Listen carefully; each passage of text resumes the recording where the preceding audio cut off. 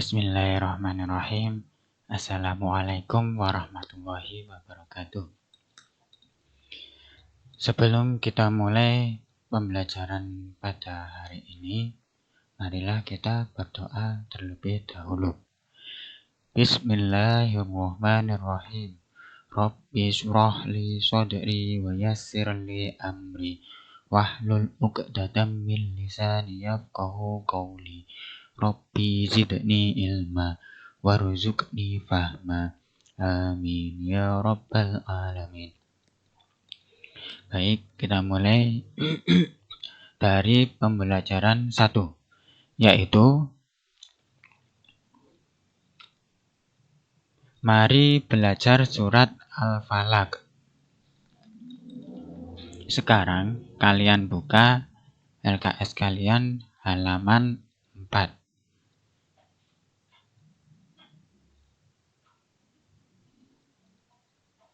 Mengenal surat Al-Falaq. Sebelum kita lanjut, kita baca bersama-sama Quran surat Al-Falaq dan kita dengarkan audio berikut.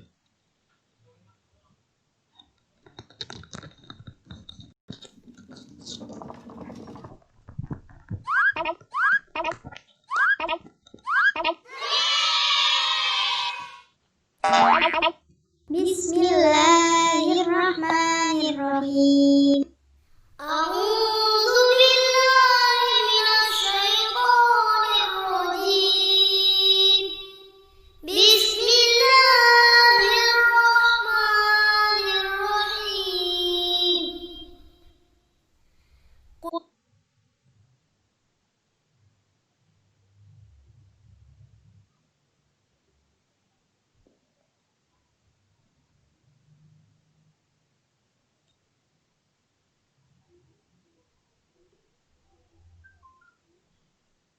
Qul a'udzu birabbil falaq min syarri ma khalaq wa min syarri ghasiqin idza waqab wa min syarri naffasati fil 'uqad wa min syarri hasidin idza hasad.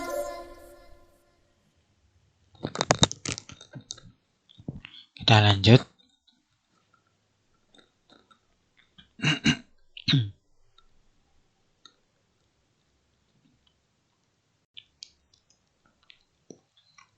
Al-Falaq artinya waktu subuh.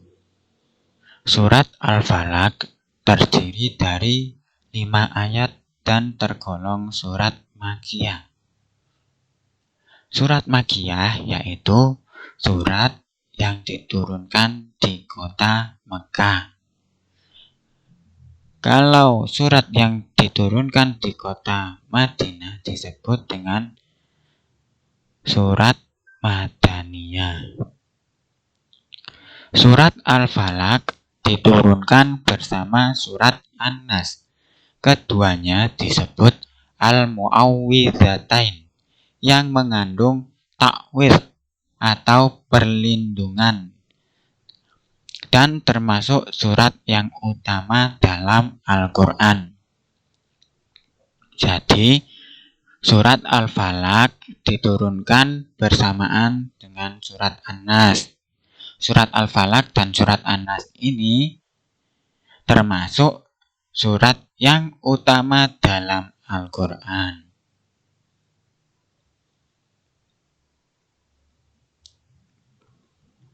Selanjutnya, keutamaan dan manfaat surat Al-Falaq.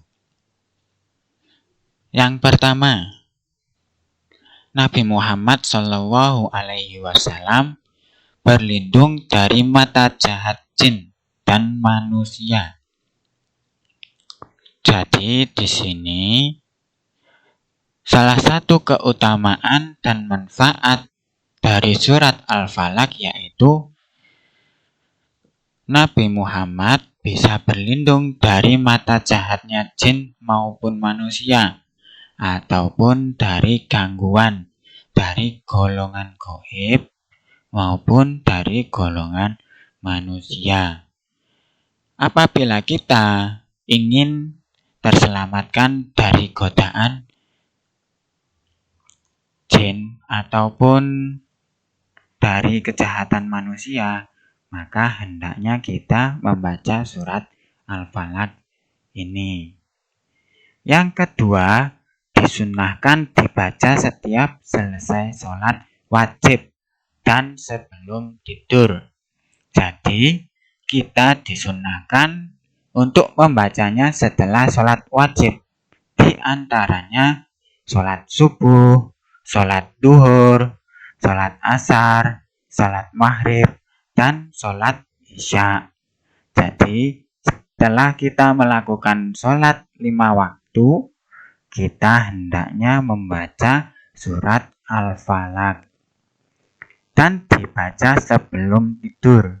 Jadi kita bisa membacanya ketika mau tidur. Yang ketiga, dianjurkan dibaca pada zikir pagi dan sore. Jadi ketika pagi atau sebelum berangkat sekolah atau mau belajar, hendaknya kita membaca surat Al-Falaq. Dan ketika sore atau menjelang maghrib, di waktu itu kita dianjurkan untuk membaca surat Al-Falaq.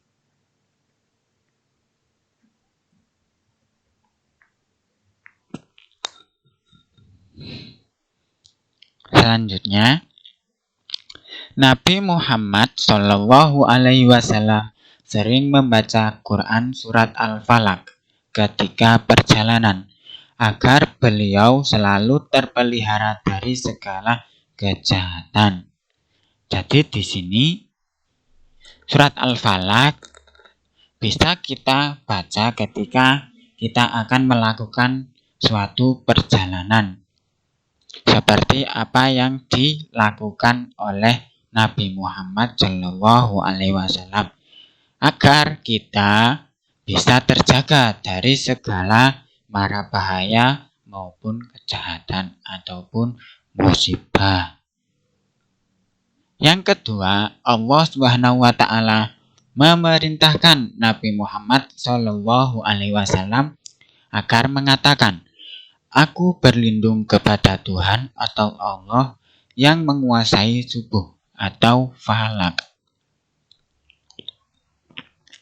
Jadi di sini Allah memerintahkan kita untuk selalu berlindung kepada Allah yang menguasai subuh atau falak. Subuh itu waktu subuh atau pagi hari sebelum terbitnya fajar atau sebelum terbitnya matahari. Yang ketiga, surat Al-Falaq ini menceritakan tentang adanya kejahatan makhluk pada waktu malam apabila gelap gulita, dari gangguan kejahatan tukang sihir dan kejahatan orang-orang dengki.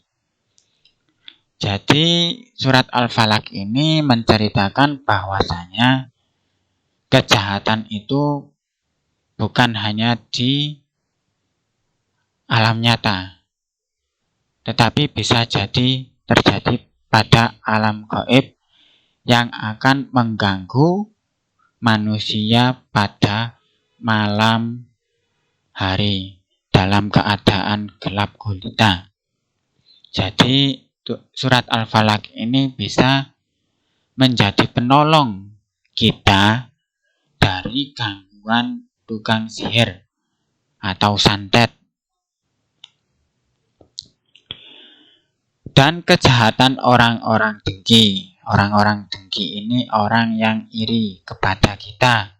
Contohnya ketika kita mendapatkan suatu kebahagiaan atau suatu nikmat yang diberikan oleh Allah kepada kita, kemudian ada orang lain yang iri kepada kita, sehingga orang itu ingin mencelakai kita. Contohnya dengan santet tadi. Oleh karena itu, agar kita terhindar dari kejahatan orang-orang ini atau orang tukang sihir ini dan orang-orang dengki ini, maka hendaklah kita membaca surat Al-Falaq ini. Minimal 3 kali lah ya. Selanjutnya, apabila kita membaca Quran surat Al-Falaq, insya Allah kita akan terpelihara dari berbagai kejahatan. Nah, di sini manfaatnya sangat banyak sekali ya. Surat Al-Falaq. Di sini apabila kita membaca surat Al-Falaq, insya Allah kita akan dipelihara oleh Allah dari berbagai kejahatan. Entah dari kejahatan sihir, entah kejahatan dari manusia, insya Allah kita akan terpelihara. Quran surat Al-Falaq mengajarkan kita hanya kepada Allah Subhanahu wa Ta'ala kita berlindung. Oleh karena itu, bagaimanapun musibah yang menimpa kita, maka hendaknya kita meminta pertolongan hanya kepada Allah Subhanahu wa Ta'ala. Bagaimanapun keadaannya. Jadi kita tidak boleh berlindung kepada selain Allah. Apabila kita dalam keadaan susah, maka hendaknya kita kembalikan, kita pasrahkan kepada Allah Subhanahu wa Ta'ala. Dan kita tidak boleh pergi ke dukun, minta jampi-jampi, tidak boleh. Itu sama halnya dengan syirik. Syirik yaitu menyekutukan Allah. Apabila kita syirik, kita termasuk orang-orang yang merugi, karena syirik itu termasuk dosa besar yang tidak diampuni oleh Allah. Maka kita jangan sekali-kali mendatangi seorang dukun untuk meminta pertolongan. Tidak boleh. Lebih baik kita kembali kepada Allah Subhanahu wa Ta'ala. Nah, ini beberapa manfaat dari surat Al-Falaq.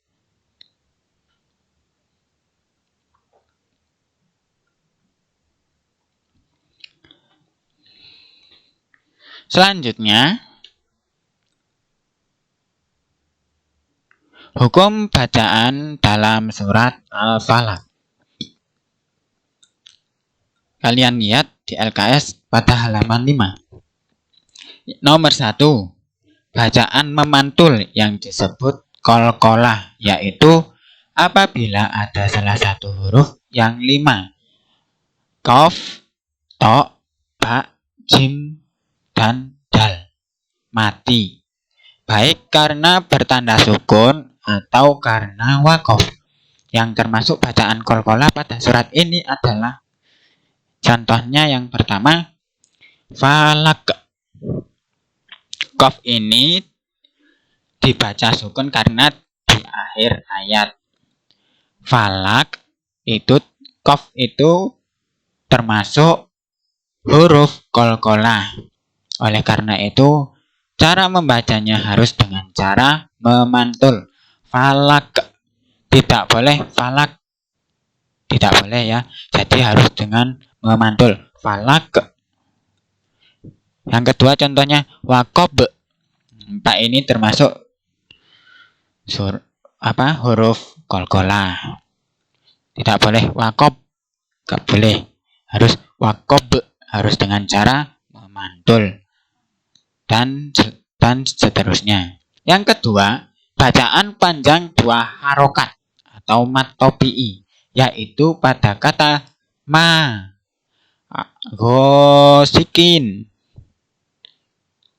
Nah, di situ kenapa disebut dengan mad tabi'i? Karena fathah bertemu dengan huruf alif, sehingga disebut dengan bacaan mad tabi'i.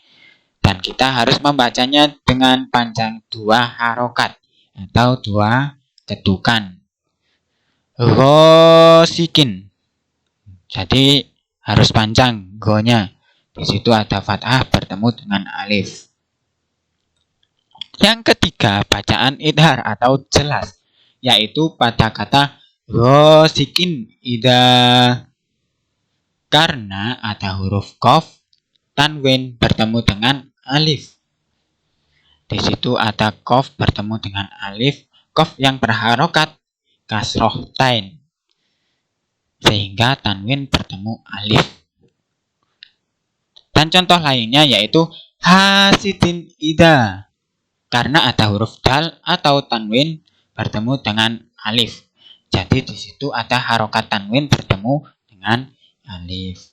Yang keempat, nun mati yang dibaca ikhfa atau samar, yaitu pada kata min syarri, karena ada nun sukun bertemu dengan shin.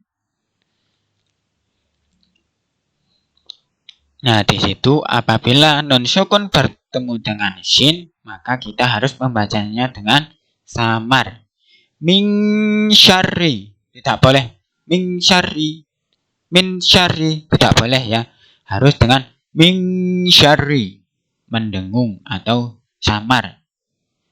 Nah, dari sini saya akhiri dulu dan kita sambung pada pertemuan berikutnya. Akhirul kalam, wassalamualaikum warahmatullahi wabarakatuh.